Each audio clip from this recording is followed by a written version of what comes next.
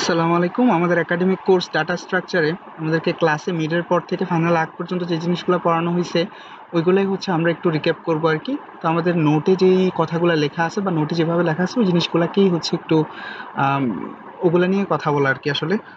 আচ্ছা, আরেকটা জিনিস এখানে, এটা ডিটেলস কোনো ক্লাস হবে না, এটা হচ্ছে ওই ক্লাসের পড়াগুলোকেই হচ্ছে একবার রিভিশন করে নেওয়া। প্রথম আজকের ভিডিওতে আমরা কথা বলবো স্ট্যাক নিয়ে। স্ট্যাক কি, স্ট্যাক কিভাবে, মানে এটার থিওরিটিক্যাল পার্টটা আসলে কি, ওই জিনিসটা নিয়েই আলোচনা করব। আচ্ছা ঠিক আছে, শুরু করা যাক। প্রথমে বলি যে স্ট্যাক, এই ডাটা স্ট্রাকচারটা কিভাবে কাজ করে। এটা হচ্ছে লাস্ট ইন ফার্স্ট আউট এই রুল মেনে কাজ করে, ঠিক আছে। এই রুলটা কি, ধরি যে এটা একটা স্ট্যাক, ঠিক আছে। স্ট্যাকের মধ্যে আমি হচ্ছে এলিমেন্ট ঢুকাবো, ঠিক আছে। তো এখন এলিমেন্টগুলো যে ঢুকবে এবং এলিমেন্টগুলো বের হবে, রাইট। তো এই জিনিসটা হচ্ছে কিভাবে কাজ করবে, যে এলিমেন্টটা সবার শেষে ঢুকবে ওই এলিমেন্টটা সবার শুরুতে বের হয়ে যাবে। যখন এলিমেন্ট বের হওয়ার পালা আসবে তখন সবার শুরুতে বের হবে, ঠিক আছে। কে শুরুতে বের হবে, যে এলিমেন্টটা সবার শেষে ঢুকছে, ঠিক আছে। এটাই হচ্ছে লাস্ট ইন ফার্স্ট আউট, এই রুলটা ফলো করে স্ট্যাক, ঠিক আছে। আচ্ছা, তো স্ট্যাকের মধ্যে দুইটা অপারেশন হয়, একটা হচ্ছে পুশ আর একটা হচ্ছে পপ। পুশ কি হয়, পুশ দ্বারা আসলে বোঝানো হয় স্ট্যাকের মধ্যে কোনো একটা এলিমেন্ট ইনসার্ট করা, ঠিক আছে। এখানে লেখা আছে স্ট্যাকের ভিতর কোনো এলিমেন্ট ইনসার্ট করাটাই হচ্ছে পুশ, ঠিক আছে। আর পপ কি, স্ট্যাক থেকে কোনো একটা এলিমেন্ট ডিলিট করাই হচ্ছে পপ। আচ্ছা, তো আমরা স্ট্যাকের একটা উদাহরণ দেখব।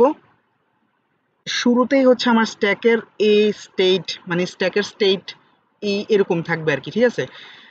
আমার স্ট্যাকের হচ্ছে একটা সাইজ থাকবে, ম্যাক্সিমাম সাইজ থাকবে, ওখানে বলে দেওয়া থাকবে যে স্ট্যাকটা কতটুকু পর্যন্ত ডাটা নিতে পারে, ঠিক আছে। মানে কতগুলো এলিমেন্ট সে নিতে পারবে আর কি। অ্যারে ডিক্লেয়ার করার সময় আমরা যেমন অ্যারের সাইজ বলে দিতাম, অ্যারেও কিন্তু একটা ডাটা স্ট্রাকচার।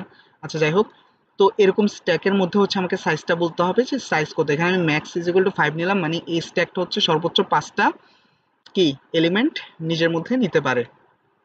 শুরুতে স্ট্যাক টপ কত থাকবে, টপ থাকবে -1। এখন টপ কি, টপ হচ্ছে এই যে স্ট্যাক, মানে স্ট্যাকের মধ্যে লাস্টে যে ঢুকে স্ট্যাক তাকে আসলে ইয়া করে রাখে আর কি, মার্ক করে রাখে। এখানে আমার টপ হচ্ছে এইটা, মানে এই স্ট্যাকের জন্য আমার টপ হচ্ছে এটা। এই জিনিসটাকে এখানে আমরা আহ, লিখে দিই, তাহলে হচ্ছে বুঝতে সহজ হবে আর কি।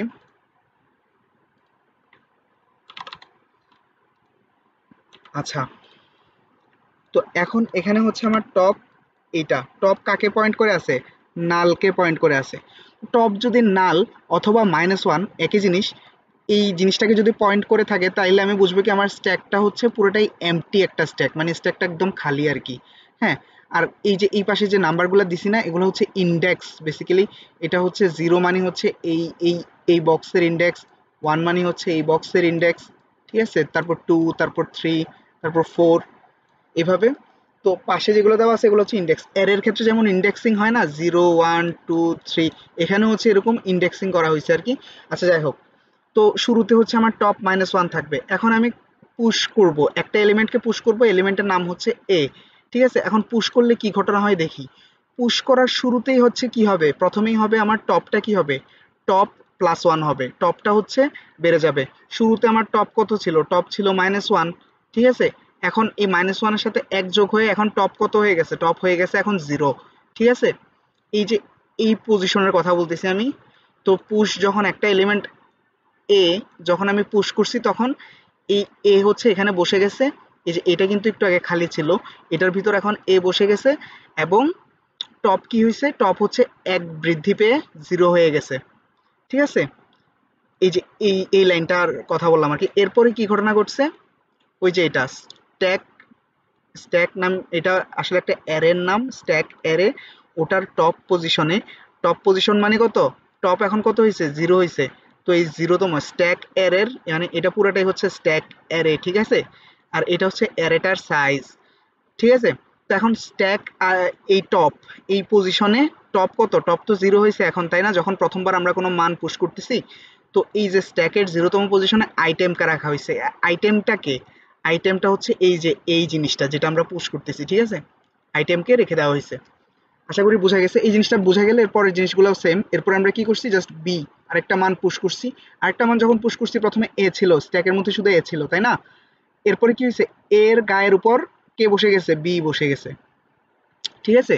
তো এখন টপ কি হয়েছে, টপও 1 বৃদ্ধি পাইছে, ঠিক আছে। এরপর আমরা কি করব, আবার পুশ করব, মানে পুশ করতেছি আর কি। তো আমরা আরেকবার পুশ করলাম, করে হচ্ছে দেখলাম যে টপ হচ্ছে আবার 1 বৃদ্ধি পাইছে, টপ এখানে চলে গেছে, কাকে পুশ করছি, সি কে পুশ করছি।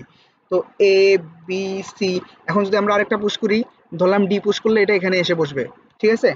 তো এইভাবে আসলে জিনিসগুলা মানে পুশ করলে একটার পর একটা আসতেই থাকবে। এখন এই স্ট্যাকের এরকম একটা অবস্থা আমরা কি করব, পপ করব। এখন পপ করলে কি হয় একটু দেখি। পপ করলে শুরুতে কি হয়, শুরুতে হচ্ছে আইটেমটা, আইটেমের ভিতরে স্ট্যাকের টপে যে থাকবে, টপে যে এলিমেন্টটা থাকবে ওই এলিমেন্টটাকে আমি আইটেমের ভিতরে নিব। আইটেম একটা আইটেম অথবা যে কোনো একটা ভেরিয়েবলের ভিতর নিয়ে নেব স্ট্যাকের শুরুতে, মানে টপে যে এইটা থাকে। যেমন এখানে স্ট্যাকের টপে বর্তমানে এইটা কে আছে, সি আছে, তাই না। আমি এখন সি কে কি করলাম, যেহেতু এই এই স্ট্যাকের উপরেই হচ্ছে আমি পপ অ্যাপ্লাই করছি, তো এখানে সি যেটা আছে ওইটা হচ্ছে কোথায় চলে আসবে, আইটেমের ভিতর চলে আসবে। এখানে দেখা যাচ্ছে সি কিন্তু আইটেমের ভিতর চলে আসছে। এরপর আমরা কি করব, টপটাকে হচ্ছে একটা নিচে নামাই দেব। এই যে টপটা কোথায় চলে আসছে, একটা নিচে চলে আসছে। সিটাকে কিন্তু বেসিক্যালি বের করে দেওয়া হয়েছে স্ট্যাক থেকে, ঠিক আছে। তো টপটাকে একটা কমাই দিছে এবং সি কে হচ্ছে স্ট্যাক থেকে বের করে দিছে, এটাই হচ্ছে পপ অপারেশন, ঠিক আছে। তো এরপর হচ্ছে আমরা আবার পপ করছি। এই যে এই স্ট্যাকের উপর যদি আবার পপ অ্যাপ্লাই করা হয় তাহলে কি হবে, বিটা চলে যাবে আইটেমের ভিতর, টপটা একটা নিচে চলে আসবে। এই যে এখানে এটাই হয়েছে, বি চলে গেছে আইটেমের ভিতর, টপ কি হয়েছে, টপ এখানে ছিল, টপ হচ্ছে একটা নিচে নেমে গেছে, ঠিক আছে। এখন এই স্ট্যাকের উপর যদি আবার পপ অ্যাপ্লাই করা হয়, স্ট্যাকের এই অবস্থার উপর যদি আবার পপ অ্যাপ্লাই করা হয় তাহলে কি হবে, এটা আইটেমের ভিতর চলে যাবে, টপ কি হবে, টপ আবার নালে চলে যাবে, ঠিক আছে। এই যে এখানে টপ আবার কোথায় চলে আসছে, নালে চলে আসছে, আর আইটেমের ভিতর এ চলে গেছে, স্ট্যাকটা আবার খালি হয়ে গেছে। আচ্ছা, তো আশা করি বোঝা গেছে স্ট্যাকের মধ্যে ঘটনাগুলো কেমনে ঘটতেছে।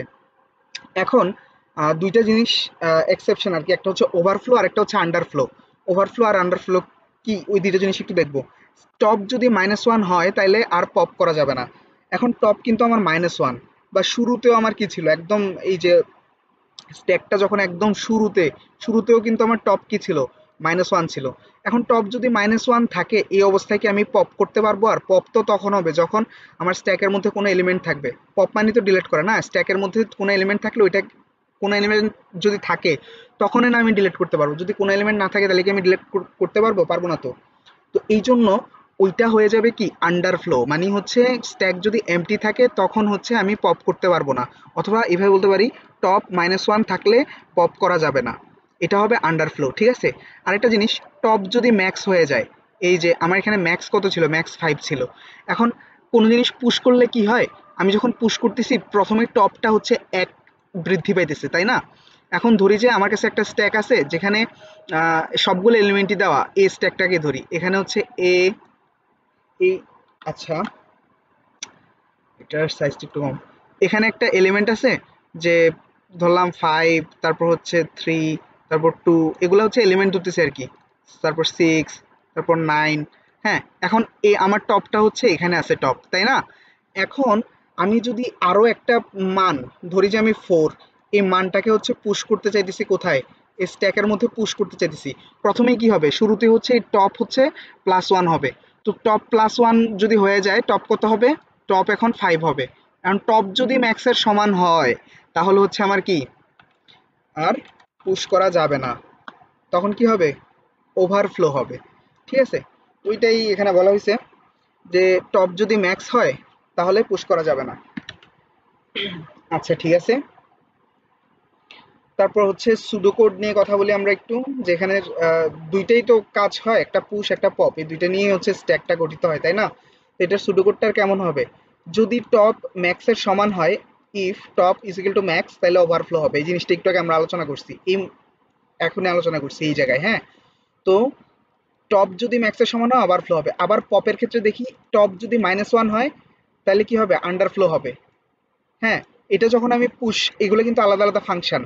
যখন পুশ ফাংশনকে আমি কল দেবো তখন ওর কাজটা ও করবে, পপ ফাংশনকে যখন কল দেবো তখন পপের কাজটা পপ করবে।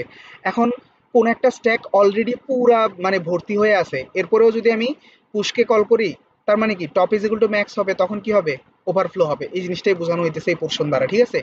একই কাজ আমার পুরো একটা স্ট্যাক যেটা অলরেডি এমটি, মানে এটা খালি, এর মধ্যে কোনো এলিমেন্ট নাই, এরপরও আমি পপ ফাংশনকে কল করছি, তাহলে কি হবে? টপ যদি -1 হয় তাহলে কি হবে? আন্ডারফ্লো হবে। এইটার কাজ হচ্ছে এতটুকুই বোঝানো হয়েছে, ঠিক আছে? আর যদি স্ট্যাকের মধ্যে যদি জায়গা থাকে, পুশের ক্ষেত্রে বলতেছি, স্ট্যাকের মধ্যে যদি আরো জায়গা থাকে তাহলে কি হবে? টপ টপ প্লাস 1, মানে টপ হচ্ছে 1 বৃদ্ধি পাবে, আর স্ট্যাকের মধ্যে ওই আইটেম যেটা আমি ইউজার থেকে ইনপুট দিয়েছি ওইটা ওই টপের মধ্যে বসাই দেবো। দ্যাটস ইট, পুশের কাজ শেষ। এখন পপের ক্ষেত্রে কি হবে? আমি ডিলিট করতে চাচ্ছি কোনো কিছু, ঠিক আছে? তো যখন আমি ডিলিট করতে চাচ্ছি, আহ, তখন কি হয়? আইটেমের ভিতর আহ, প্রথমে হচ্ছে স্ট্যাকের ওই টপে যে থাকে সেটাকে আমি আইটেম নামে একটা ভেরিয়েবল বা যে কোনো একটা ভেরিয়েবলের মধ্যে আমি ওটাকে সংগ্রহ করে নিলাম বা স্টোর করে নিলাম। তারপর হচ্ছে টপটাকে হচ্ছে এক মাইনাস করে দিলাম। হ্যাঁ, এই কাজটাই হবে আমার পপের ভিতর। আশা করি বোঝা গেছে পুশ আর পপের যে সুডো কোড দেওয়া আছে ওইটা। আচ্ছা, এরপর হচ্ছে স্ট্যাক ব্যবহার করে রিভার্স করা, স্ট্রিং রিভার্স করা আর কি। এটা একটা প্র্যাকটিস প্রবলেম করাইছিলেন স্যার। তো এখানে কি হয়? শুরুতে হচ্ছে আমি টপ নিয়ে নিলাম, আর আমার টপ কি -1। তারপর হচ্ছে এন এর মধ্যে স্ট্রিং এর লেন্থটা নিয়ে নিলাম আর কি, যে যে স্ট্রিং আমি ধরি যে আমার কাছে দুইটা স্ট্রিং আছে, একটা স্ট্রিং আছে, ওটার নাম হচ্ছে str1, মানে এটা একটা ভেরিয়েবল আর কি। ধরি এই যে এই ভেরিয়েবলের মধ্যে আমার একটা স্ট্রিং স্টোর করা আছে, যে কোনো স্ট্রিং হতে পারে, এটা আমি ইউজার থেকে ইনপুট নামে স্ট্রিং হতে পারে, রেডিমেড ডাইরেক্ট ইনিশিয়ালাইজ স্ট্রিংও হতে পারে, ঠিক আছে? তো যেই স্ট্রিং এ হোক না কেন, ওই স্ট্রিং এর যে লেন্থ আছে ওই লেন্থটা হচ্ছে নিয়ে আমি কিসের মধ্যে রাখছি? এন এর মধ্যে রেখে দিছি, ঠিক আছে? এন এর মধ্যে রেখে দিছি। এরপর আমি কি করলাম? ওই স্ট্রিংটাকে, ওই স্ট্রিং এর প্রত্যেকটা ক্যারেক্টার হচ্ছে স্ট্যাকের মধ্যে আমি স্টোর করলাম, ঠিক আছে? স্ট্যাকের মধ্যে স্টোর করলাম। এই যে একটা লুপ চালায়া স্ট্রিং এর প্রত্যেকটা ক্যারেক্টার স্ট্যাকের মধ্যে স্টোর করলাম। তারপরে কি হয়েছে? ওই স্ট্যাক থেকে সবগুলা ডাটা নিয়ে আমি string2 নামে আরেকটা স্ট্রিং নিছি, ঠিক আছে? string2, str2 নামে আরেকটা ভেরিয়েবল, অথবা এইটাকেও কাজ করা যেত। আচ্ছা, আমি যাই হোক সুবিধার্থে আরেকটা ভেরিয়েবল নিয়ে নিছি। তো ওই ভেরিয়েবলের মধ্যে কি হয়েছে? যে স্ট্যাক থেকে জাস্ট একটা একটা টপ, মানে স্ট্যাকে কি হয় যে শেষে ঢুকে সেই আগে বের হয়, যেহেতু স্ট্যাক এভাবে কাজ করে। তো স্ট্যাকের মধ্যে আমি সবগুলা মান যে যখন স্টোর করছি, এখন স্ট্যাক থেকে প্রত্যেকটা মান পপ করে দিলেই ওই স্ট্রিংটা হচ্ছে রিভার্স হয়ে, অটোমেটিক রিভার্স হয়ে ক্যারেক্টার গুলা বাইরে আসতেছে, তাই না?